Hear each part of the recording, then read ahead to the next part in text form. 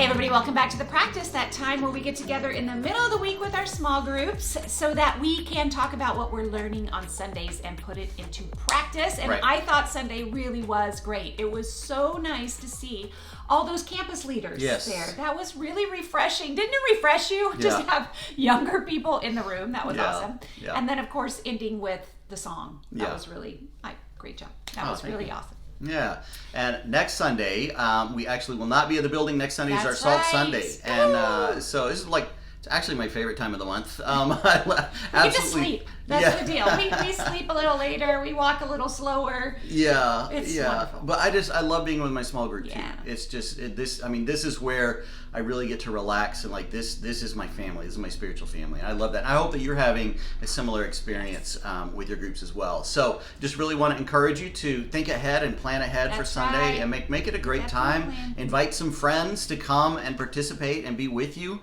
And just think about how you can really make the most out of our being together in our small groups on Amen. Sunday. So, in terms of what we're going to talk about, we're just kind of ending this series on Luke. We've gone through the entire Gospel of Luke. We went pretty deep on a lot of different sections. There's so much more that is in there. I know, it's that, crazy. We really could do it for the whole year. We could. The Spanish ministry did it for the whole The entire year. Yeah, there's so many things to talk about Really could. through the entire gospel, and it's so cool. So I'm not exactly sure where we're going to go next, but I know that it's just been great to dig into some of these lessons that we've learned from the way that Jesus does ministry at the table, and all of these connections. And it's funny, I just wrote a paper on it last week and was reading all these different commentaries and journals about the table fellowship in the Gospel of Luke, and just seeing how all of that really comes together. So I've been inspired by the things that we've been learning, and we were talking about Steve's message yesterday, and one of the verses that jumped out at us that we really wanted to kind of grab onto and talk about today was at the end where Jesus is with them, and they're all freaking out, trying to figure this out. And it makes sense to me, because even when you look at the chronology of it, it's the road to Emmaus, which is that Sunday, and then he appears to them. They run back to Jerusalem, they're all together, and then it says he appears to them then. Yeah. So It's if you totally read the chronology exciting. that way, and of course it's hard to tell, with Luke and ancient literature, the way that things are written, you're not always sure. But if you read the chronology that way, it's happening on that Sunday that he was resurrected. And so he's right there with them in that moment, and they're still just trying to take it all in and figure it out. That would be crazy. But then he says this thing in verse 45, when it says, then he opened their minds so they could understand the scriptures. So the same thing that he did with the two disciples on the road to Emmaus, he opened their minds so that they could understand the scriptures. And so you see kind of this theme, this pattern that is going on, that that people are trying to make sense of what they're seeing in front of them and what is happening. And Jesus is able to then open their minds so that they can understand the scriptures and understand what is happening. And what a beautiful thing that, first of all, what a generous God that he would say, let me help you to understand. Let me actually open your mind. Let me expand your mind so that you can understand this a little bit better. Because how are we supposed to truly comprehend the incomprehensible and infinite God? There's no way for us to really do that. But in our seeking after him and in our wanting to draw near to him, then God, through his grace, says, okay, yes, I'm going to let you understand this part. And then he's like, yeah, now I want you to understand this part. And the more that we want to draw closer to him, the more he is excited to be able to show us things and speak into that. Yes. The other thing that stuck out to me on Sunday was that Jesus didn't come in correcting. And I just thought about that, out of all the things that he could say. He said, peace be with you. But it reminded me of all the times that God has opened people's eyes, or look back. It reminded me of that story of Hagar. And Hagar is one of my very favorite characters in the Bible. Because poor thing, I just feel like she got stuck in a bad situation. No kidding. But anyway, you think about that story, and in Genesis 19:17 it says, God heard the boy crying. She had gone out into the desert because she was like, I can't live with I'm stuck, right? So she had gone out into the desert. It says, God heard the boy crying, and the angel of God called to Hagar from heaven and said to her, what's the matter, Hagar? Do not be afraid. God has heard the boy crying as he lies there. Lift the boy up and take him by the hand, for I will make him into a great nation. Then God opened her eyes, and she saw a well of water. And it just reminds me of that, there's always these things that are in front of us. Like Jesus was standing in front of them, but they could not recognize it for what it was. They couldn't see it. There's so many times in our lives where God is working right in front of us.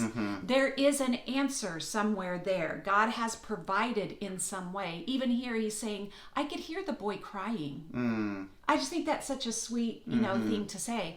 Like, I hear your cries. I know that you're worried. I know that you're doubting. I know that you're troubled. Open your eyes. So him opening her eyes, it just popped into my brain as soon as I saw that he opened their minds. Right. Just the kindness of it. Well, and there's so many other instances throughout the scriptures where God comes in and opens people's eyes or open their minds. You think of Balaam.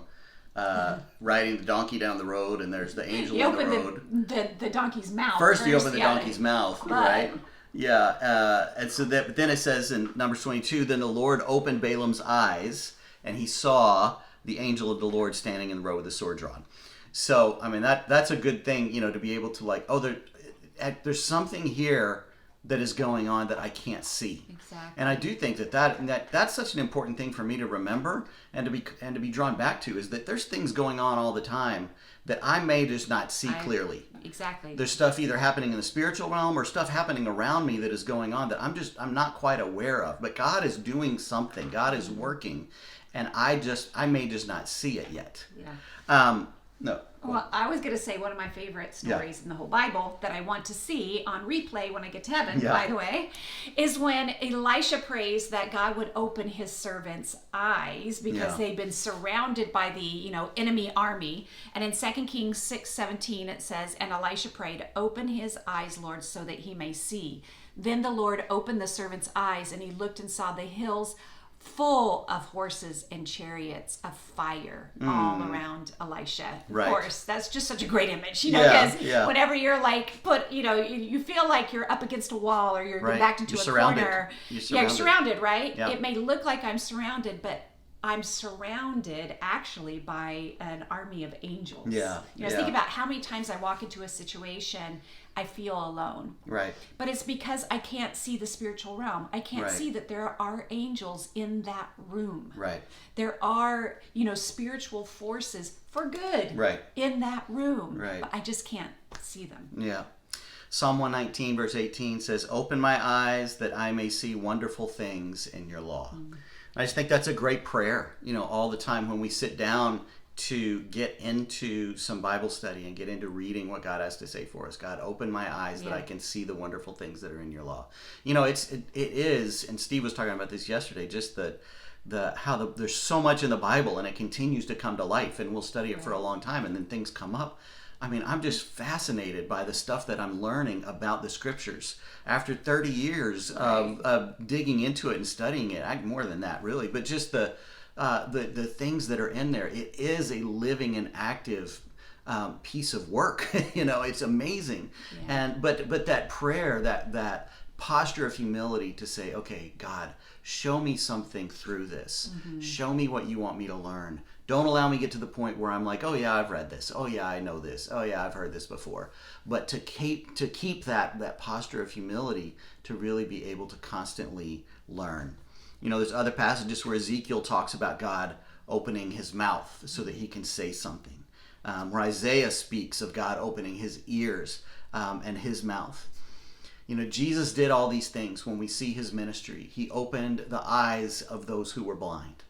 He opened the mouths of those who could not speak. He opened the ears of those who could not hear. He was so focused on helping expand the perspective of people and open up give them the ability to do things that they had not done before and that they were not able to do. It's proclaiming the freedom for the prisoners, and to open the eyes of the blind. And it's just this mission of Jesus to bring us out into God's new reality and what he actually wants us to be. Yeah, I think this has become a prayer for me ever since then. I've started praying okay, God, open my mind, right, to something new. But then I started praying for the people around me who I'm trying to help, the people that I'm studying the Bible with, or the people that I'm reaching out to, but maybe they haven't made that step to come to anything or to study the Bible formally. But I just started praying for them today. I started praying, God, open their minds so that they can understand the scriptures. This is an active prayer that we can carry into our lives, both for us and for the people that are around us. Right. Absolutely.